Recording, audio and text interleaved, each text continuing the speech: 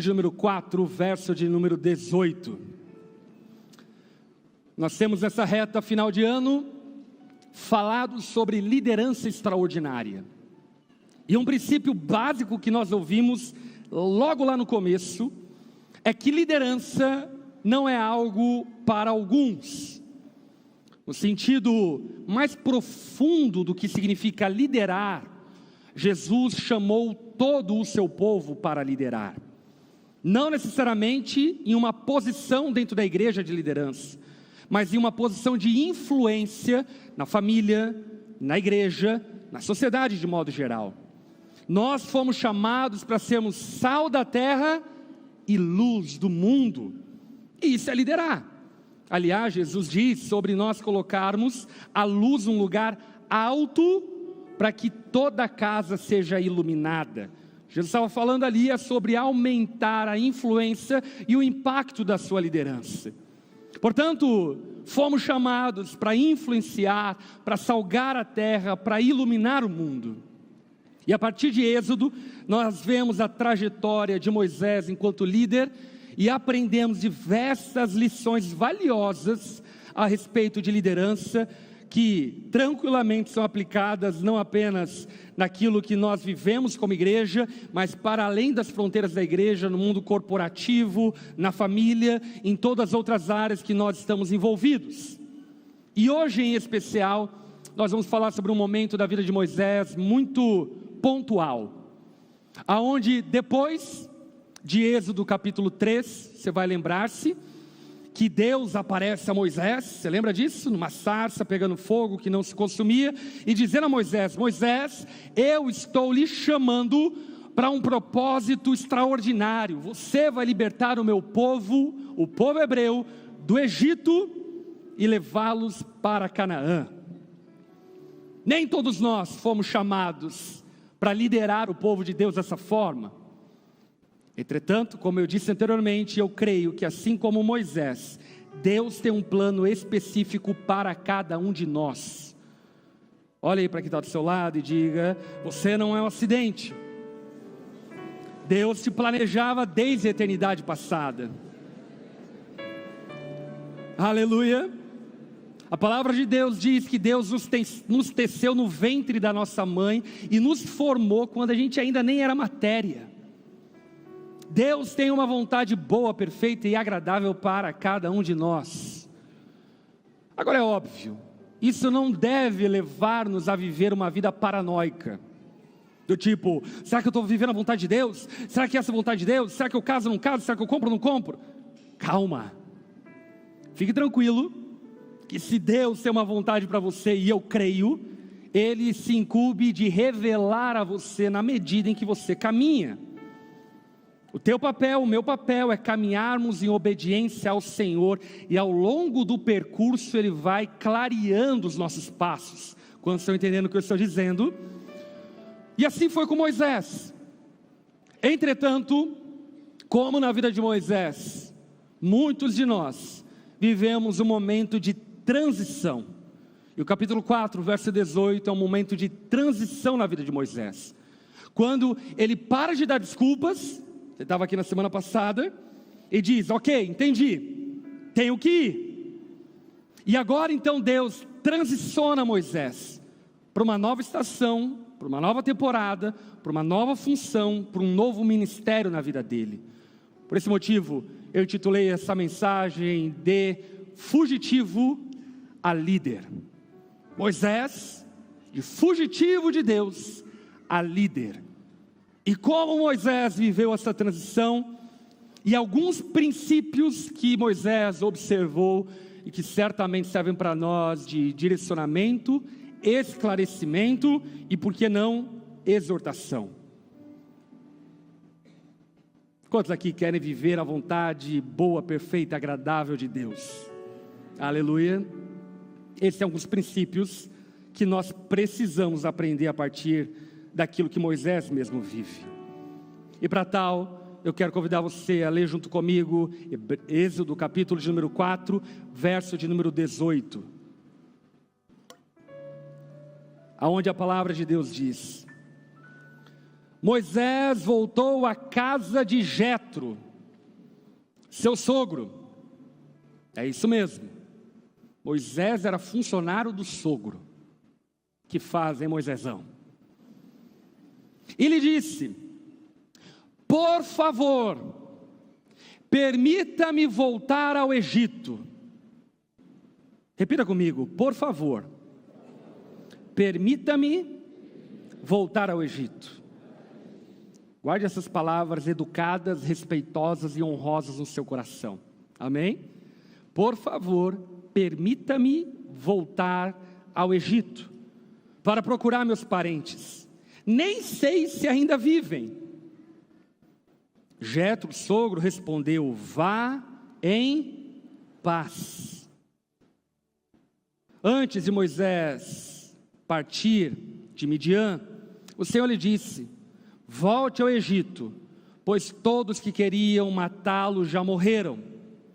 Então Moisés tomou mulher e seus filhos, montou-os num jumento e voltou para a terra do Egito. Levava na mão a vara de Deus. Vamos orar? Baixe tua cabeça, feche seus olhos. Senhor, com temor, com humildade, nos colocamos diante da tua palavra nessa noite. Clamamos a ti, Senhor. Fala conosco. Espírito Santo, confronta-nos. Faça-nos perceber princípios que temos ignorado. E faça-nos abraçar princípios que devemos viver. Porque mais do que palavras, queremos de fato viver a tua vontade, que é boa, perfeita e agradável. Por isso, Senhor, transforma-nos conforme a sua palavra. Nós precisamos da tua voz. Oramos e nos colocamos diante do Senhor, em nome de Jesus. Amém. Amém. Moisés está vivendo um momento de transição. 40 anos no deserto, vivendo com o sogro, cuidando das ovelhas do sogro, vivendo lá com a sua esposa chamada Zípora, acredite, era o nome dela. E durante todo esse tempo, Moisés viveu a vida familiar ali, até que Deus interrompe a história de Moisés e diz: o jogo vai mudar. A partir de hoje, Moisés, eu estou te levantando para libertar o meu povo do Egito. Vá, Moisés.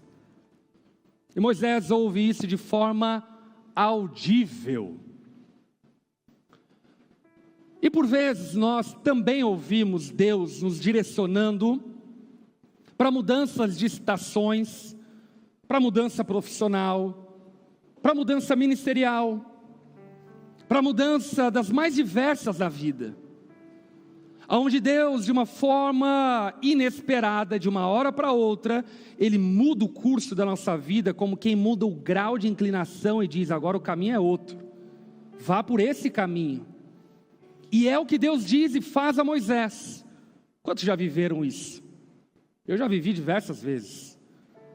Quando estou indo para uma direção e de repente os planos de Deus mudam.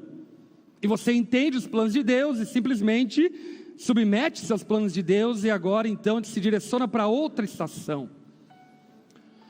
Agora, normalmente, o que muitos de nós vivem quando ouvem Deus mudando a nossa direção, seja lá qual for, é uma precipitação, uma arrogância e uma ingratidão profunda com aquilo que te trouxe até aqui. Então, de forma abrupta, agimos de modo impulsivo, desconsiderando autoridades, desconsiderando história, desconsiderando aonde estamos. Moisés, quando ouve claramente esse chamado de Deus, o que ele faz? Ele vai até o sogro dele e diz: por favor, deixa-me ir. Eu quero cumprir a vontade de Deus para a minha vida.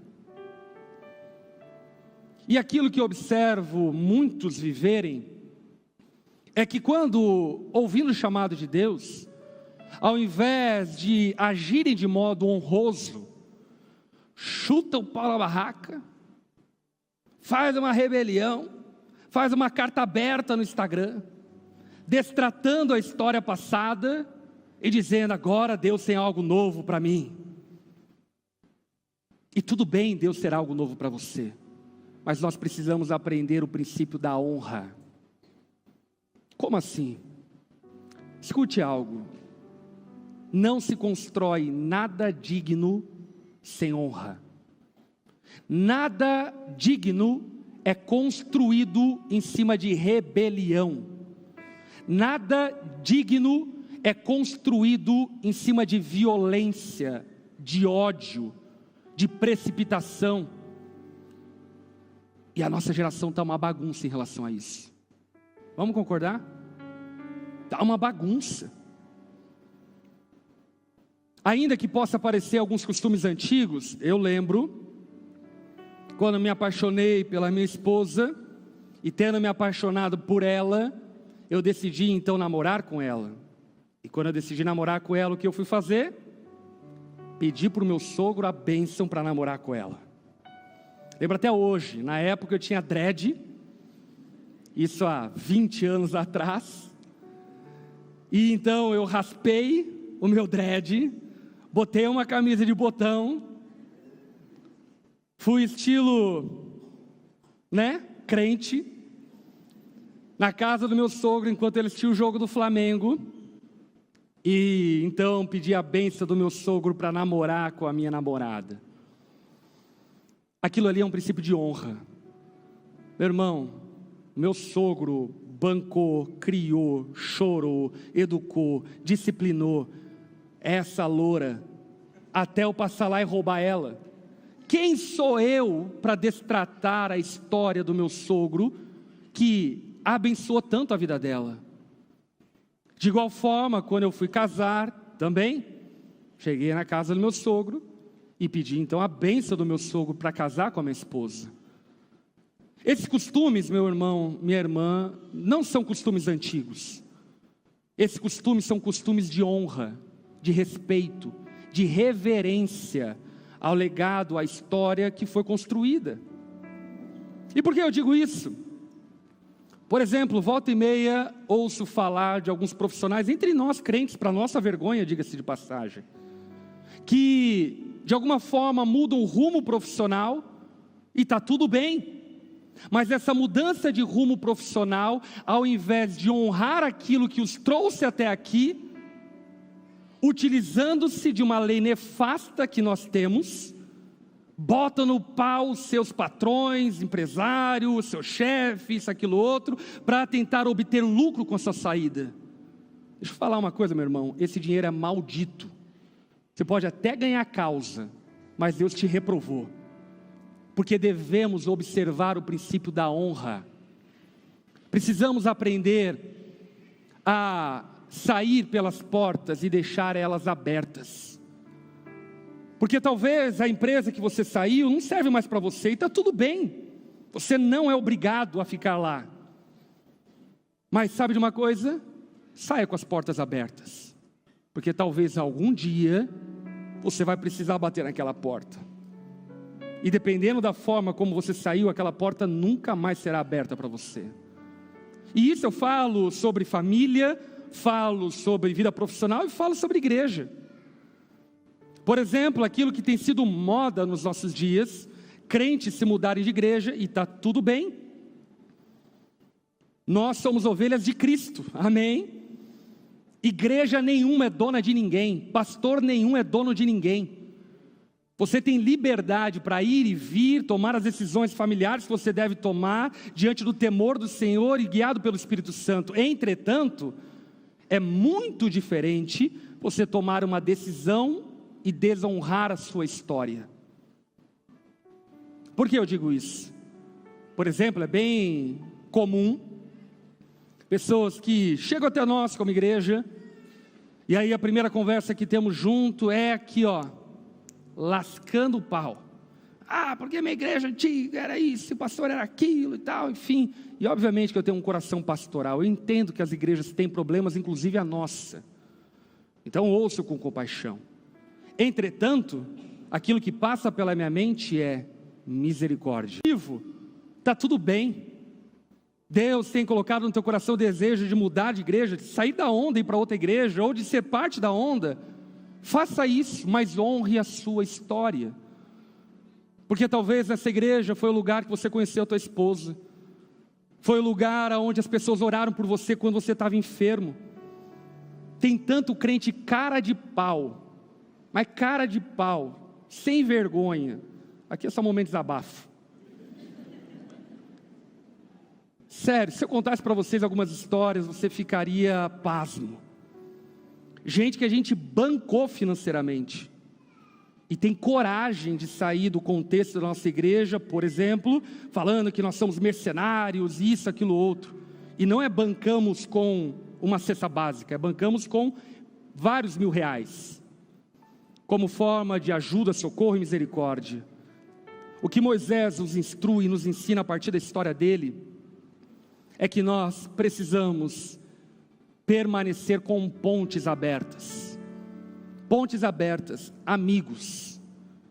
E às vezes, para sustentar amigos, escute isso porque isso é um conselho bíblico, a gente vai precisar perder dinheiro. Mas melhor perder dinheiro do que perder amigos. Melhor perder negócios do que perder família.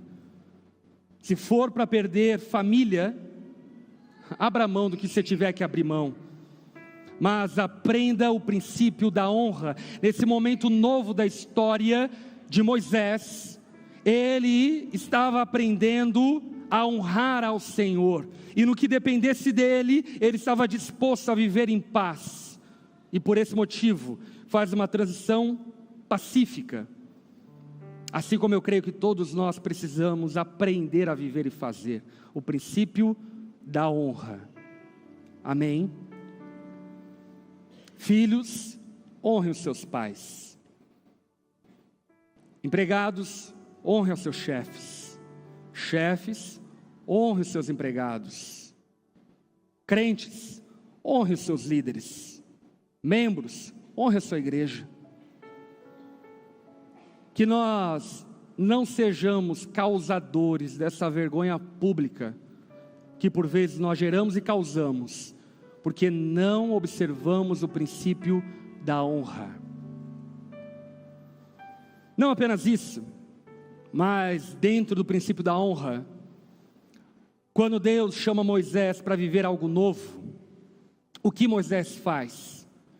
Junta a família, junta os moleques e fala: vamos viver aquilo que Deus tem para nós.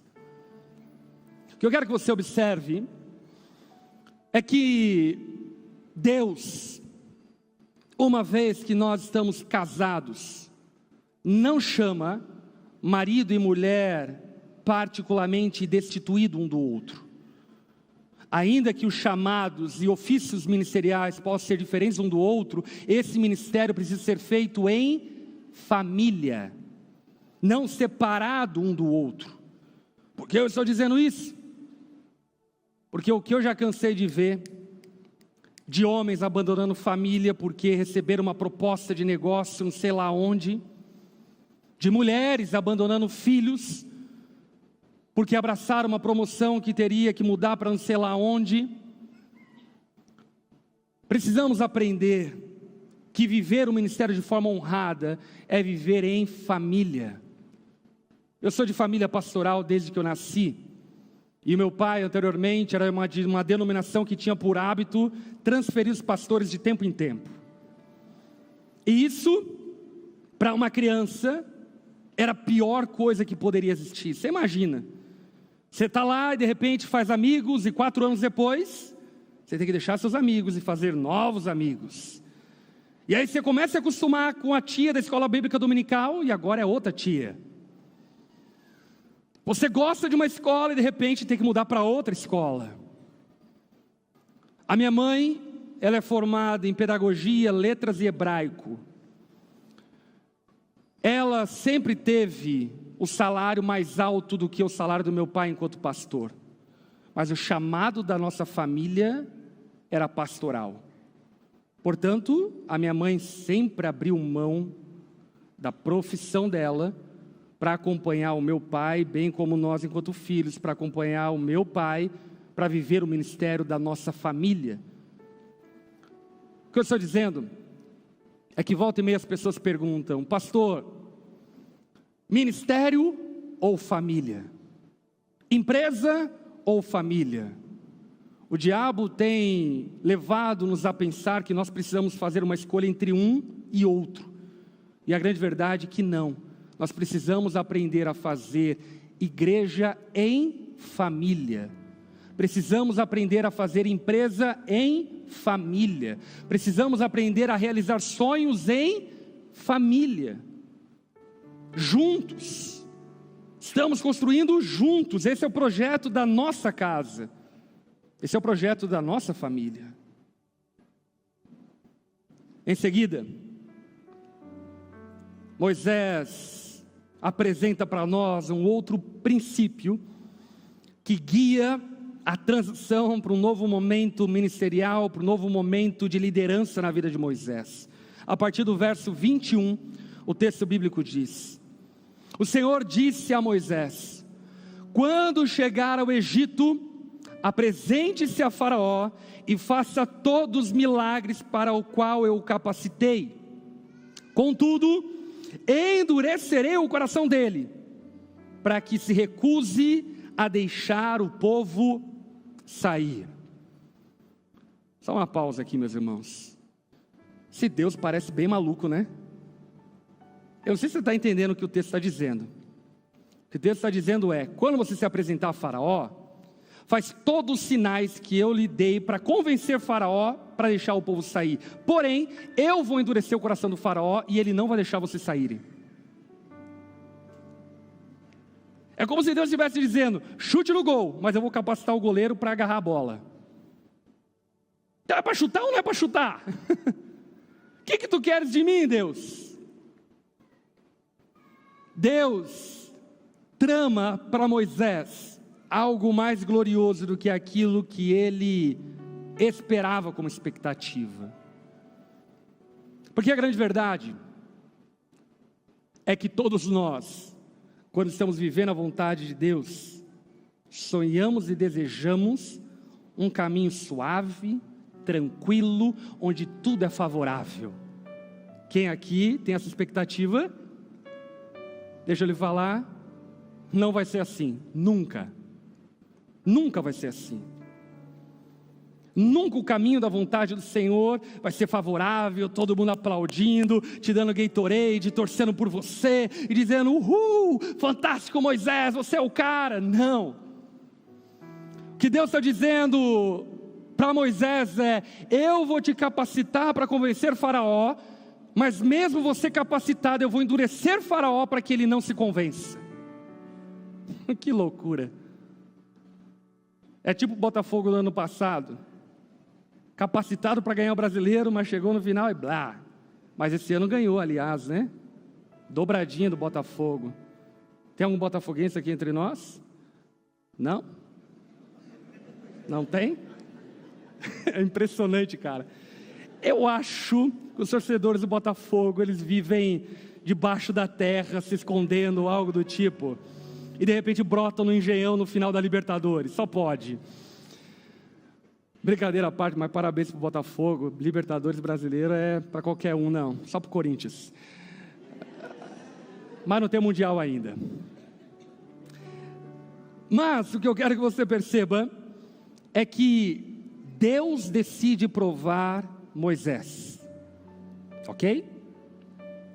Deus decide provar Moisés, dizendo: eu te capacito, mas também capacito Faraó para não atender o seu pedido. No verso 22 o texto diz: você dirá ao Faraó: assim diz o Senhor: Israel é meu filho mais velho, ordenei que você deixasse meu filho sair para me adorar, mas uma vez que você se recusou, matarei seu filho mais velho.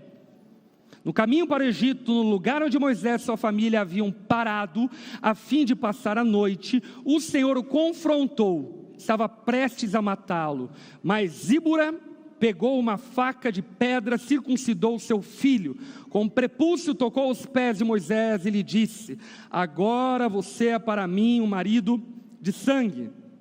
Quando disse um marido de sangue, estava se referindo à circuncisão. Depois disso, o Senhor deixou Moisés. Qual é o segundo princípio na transição de Moisés que nós devemos observar e aprender? O princípio da provação. Líderes precisam ser provados. Homens e mulheres precisam ser provados. Por que precisamos ser provados? Bem simples. Só é aprovado quem é provado. Quem aqui quer ser aprovado? Você acabou de dizer: Deus, manda aprovação na minha vida. Te peguei. Você acabou de dizer: Deus, me prova. Porque se você quer ser aprovado, necessariamente você vai ter que ser provado. Ninguém é aprovado sem provação. A provação é aquilo que nos aprova, é aquilo que nos autentica, é aquilo que nos confirma. O que Deus estava fazendo a Moisés, ao endurecer o coração de Faraó, era um favor. Como se dizendo: Moisés, eu vou te provar, para que uma vez provado, você seja aprovado, e uma vez aprovado, o povo confie em você. E meus irmãos, isso se aplica a absolutamente tudo na vida. Por exemplo, você, homem casado, talvez chega na sua casa, bate a mão na mesa e diz: aqui é o macho que manda, o macho alfa. E aí você chega para tua esposa e fica triste com ela porque ela não confia em você. Deixa eu falar uma coisa para você. Para você ser aprovado, você precisa ser provado. Ah, pastor, eu não sei porque minha esposa não confia em mim. Simples. Você coloca a senha no teu WhatsApp, no teu celular, que parece um 007. Tem uma bomba nuclear lá que você aperta um botão, vai estourar, sei lá, a Coreia ou algo do tipo. O que eu quero dizer para você é que se você quer ser aprovado como marido, se submeta a ser provado. Você não tem o que esconder da sua esposa, por exemplo? Deixa ela ver tua rede social. Deixa ela ver. Porque no final, aí você joga na cara dela. Pega aí, ó. Esse homenzão que você tem aqui. Entendeu? Porque nós somos aprovados quando provados. E muitos de nós não têm entendido esse princípio. Gente que chega ontem na empresa, olha para o gestor, para o gerente e diz: ah, eu deveria ocupar aquele lugar. Bem menos, muito menos. Eu tenho que comer muito feijão com arroz, tem que provar muita coisa para ser colocado em uma posição de liderança. Líderes precisam ser aprovados. Inclusive, eu me assusto com quanto pessoas se submetem a líderes aleatórios, sem minimamente prová-los.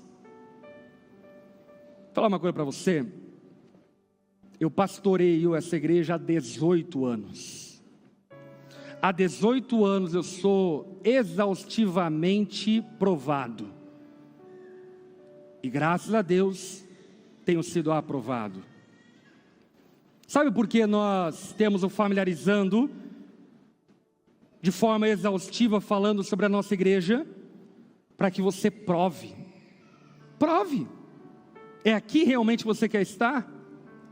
Só é aprovado quem é aprovado. Só é um marido aprovado se for provado. Só é uma esposa aprovada se for provada. Só é um profissional aprovado se for provado. só é um pastor aprovado se for provado. Precisamos aprender o princípio da aprovação. E nesse princípio da aprovação, o texto destaca-nos mais uma coisa que eu quero chamar a tua atenção. Sabe qual? Moisés era hebreu. E sendo hebreu, da descendência de Abraão, Deus tinha uma aliança com Abraão, que todos os filhos meninos nascidos até o 8º dia tinham que se circuncidar. Não dá tempo para nós explicarmos biblicamente o motivo disso, mas fique com essa mensagem: cortar o prepúcio do genital do homem. E Moisés, sendo hebreu, não havia feito aquilo. Deus chamou Moisés, e agora Moisés está indo ao caminho do Egito, para cumprir o chamado de Deus. E o que Deus faz de madrugada? O texto diz, tá, gente? Deus tenta matar Moisés. Mas esse Deus é muito louco. Fala para Moisés libertar o povo hebreu, mas diz que vai endurecer o faraó. Fala para Moisés libertar o povo hebreu, mas tenta matar Moisés no caminho.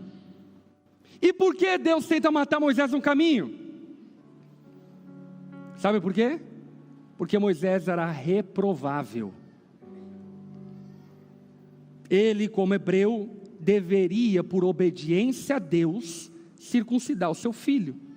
E ele não havia feito isso por negligência. O que eu quero dizer é que antes de começar algo novo na sua vida, resolva as tuas pendências do passado.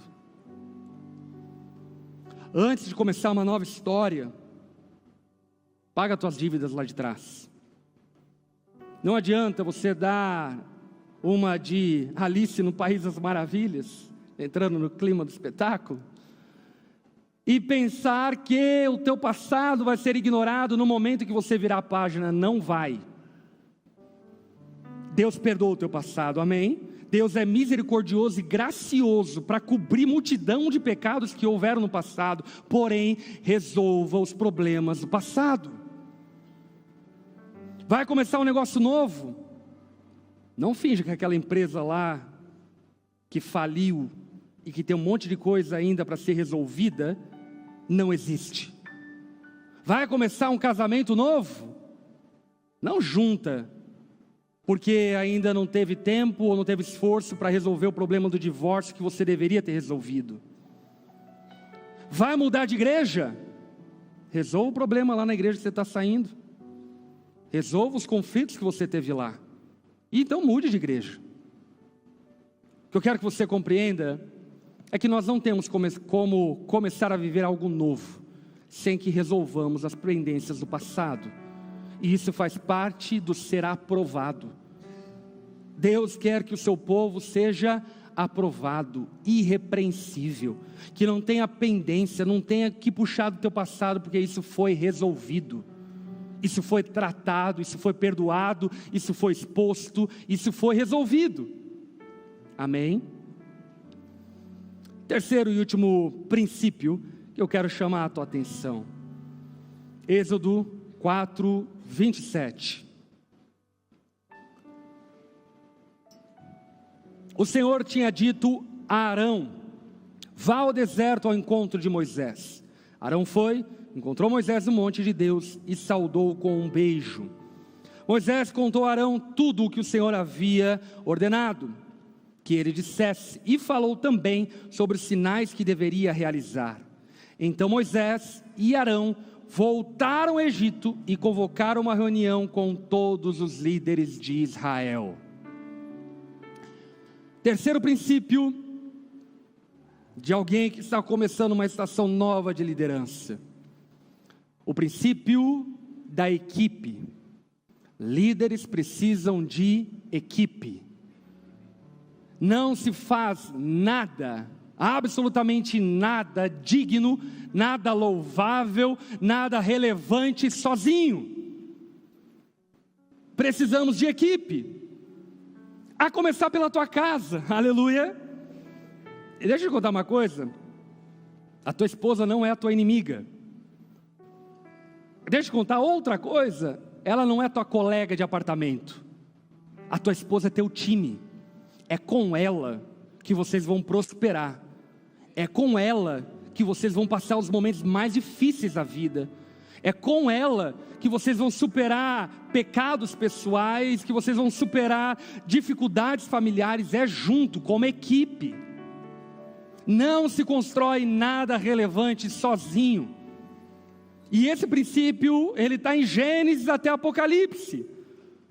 Quando Deus cria o homem, Deus olha para o homem e diz: pá, esse sozinho vai dar trabalho. Far-lhe-ei a ele alguém que lhe auxilie e lhe corresponda. Você precisa de alguém do seu lado.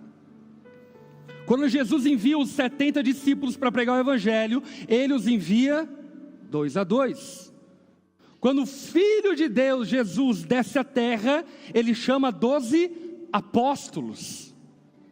Quando Deus decide formar um povo, Deus chama 12 patriarcas. E poderia aqui ficar falando exemplos bíblicos diversos, para argumentar e justificar o fato de que, para vivermos a vontade de Deus, vamos precisar trabalhar em equipe. Você não foi chamado para viver sozinho. Você é apacentador? Forme equipe. Você é um empresário? Quem é a tua equipe? Você é um pai de família? A tua família é um time? Quem é a tua equipe? Quem é teu time? Quem está com você? Essa semana ainda eu estava pregando em Uberlândia. E eu preguei a alguns pastores que estavam lá reunidos de Uberlândia. E eu preguei uma mensagem baseada em 2 Timóteo, capítulo de número 4. Algum dia eu prego essa mensagem, ela é muito oportuna, mas só estou dizendo isso para não precisar ficar expondo Timóteo, capítulo 4, porque eu só quero falar um ponto crucial da mensagem, que é qual? Paulo escreve ao seu discípulo Timóteo as suas últimas palavras. Sabia que 2 Timóteo são as últimas palavras de Paulo antes da fatídica morte como mártir cristão. E nessa ocasião, Paulo dá diversas instruções a Timóteo. O capítulo 4 é o último capítulo das últimas palavras do último livro de Paulo, 2 Timóteo. E adivinha o que Paulo vai instruir ao seu discípulo Timóteo? Ele vai ensinar Timóteo acerca de relacionamento. Olha aí para quem está ao teu lado e diga: você precisa aprender a se relacionar. O sábio, experiente Paulo está dizendo para Timóteo: Timóteo, a lição mais importante que você tem que guardar na tua vida, para o teu ministério, é: você precisa aprender a se relacionar. E sabe o que é curioso? Paulo vai citar diversos relacionamentos dele para Timóteo, exemplificando a lição que ele estava dando a Timóteo. E dentre desses relacionamentos citados pelo apóstolo Paulo, nós percebemos 3 categorias de relacionamento. Paulo teve pessoas que estavam do lado dele por um propósito. Como assim? Existem pessoas que vão trabalhar conosco por causa de um propósito. E quando o propósito mudar, essas pessoas também vão se mudar. Elas vão estar junto conosco por um propósito específico. Na tua empresa, na igreja, gente que vai viver por um propósito e pelas dinâmicas da vida, quando porventura esse propósito mudar a direção, elas também vão mudar a direção. Segunda categoria de pessoas que o apóstolo Paulo cita a Timóteo, são aquelas que estão conosco por um tempo. E nós precisamos aprender essa lição. Existem pessoas na nossa vida que estarão conosco por um tempo. E está tudo bem. Deixa eu estragar teu sonho de infância. Você não vai envelhecer com teus amigos da escola. E talvez você nem vai lembrar quem eles são quando você estiver no seu leito de morte. Essa é a vida. As pessoas passam pela nossa história, marcam bem ou mal a nossa história, e estão conosco por um tempo, e que possamos aprender a usufruir desse tempo, curtir esse tempo. Agora Paulo fala sobre uma terceira categoria de pessoas, sabe qual? aquelas que estão conosco por uma aliança. Por um propósito, por um tempo, por uma aliança. A pergunta que eu faço a você é: qual dos 3 tipos de pessoas você quer ter na sua vida? Quantos aqui querem ter pessoas por aliança na sua vida? Levanta sua mão. É claro que elas são as melhores, mas deixa eu lhe falar, elas também são as mais raras. As mais raras. Moisés só teve um Arão, Paulo só teve um Timóteo. Essas pessoas que estão conosco por aliança, que independente de acertos ou erros, e obviamente não sendo coniventes com erros, mas tendo aliança, estão do nosso lado. E eu preciso dizer uma coisa para você: a primeira pessoa que vai estar do seu lado até o final da sua vida, que tem uma aliança com você, se chama esposa, marido. Quantos aqui são pais? Teus filhos vão embora de casa, agora tua nega véia vai ficar lá para sempre, até que a morte separe. Precisamos aprender a valorizar e honrar aquelas pessoas que têm aliança. E é óbvio que existem pessoas para além do relacionamento conjugal que também estarão conosco com aliança para o resto da vida. E como nós vamos saber quem são? Sabe como? Quando a gente estiver no leito de morte, olhar para o lado e ver elas. É só no final da vida que a gente sabe quem são essas pessoas. Não seja precipitado em dizer: somos MAs, melhores amigas forever. A gente vai envelhecer junto, a gente vai comprar uma casa no condomínio, nossos filhos vão crescer juntos. Não é assim que a vida funciona, meu irmão. Existem poucas pessoas que são pessoas de aliança, que são pessoas que você carrega para uma vida toda. O que Paulo instruiu Timóteo é o que Moisés estava vivendo. 3 princípios. Princípio da honra. Repita comigo: princípio da honra.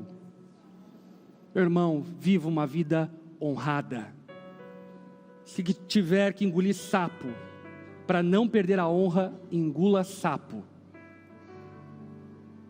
Se tiver que sair como culpado, saia como culpado, mas seja alguém honrado na vida. Seja um homem ou uma mulher honrado na vida. Segundo, princípio da aprovação. Repita comigo: princípio da aprovação. Se você quer ser aprovado, você será aprovado. E terceiro, princípio da equipe. Repita comigo: princípio da equipe. Você precisa de equipe, você precisa de gente trabalhando do seu lado. Não queira ser uma estrela brilhando sozinho.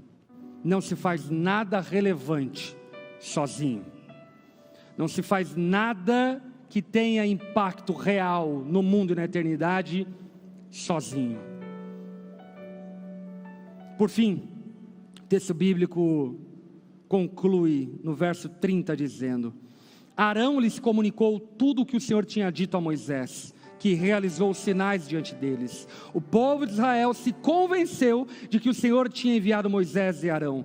Quando ouviram que o Senhor se preocupava com eles e tinha visto o seu sofrimento, prostraram-se e o adoraram. Qual é o resultado de pessoas que vivem uma vida de honra, uma vida aprovada e que trabalham em equipe? Elas inspiram adoração, elas inspiram amor a Jesus, elas inspiram as pessoas ao seu redor. Que no nome de Jesus, você seja esse tipo de gente. Amém. E aí, tudo bem? Você acabou de ouvir uma mensagem poderosa e transformadora. E para você não perder nada, se inscreva no canal, ative o sininho, porque sempre quando nós entrarmos ao vivo, você vai receber uma notificação para não ficar de fora. E eu tenho algo para você. Eu vou deixar aqui 2 indicações, então já clica e continue recebendo mais de Deus. Um abraço e até a próxima.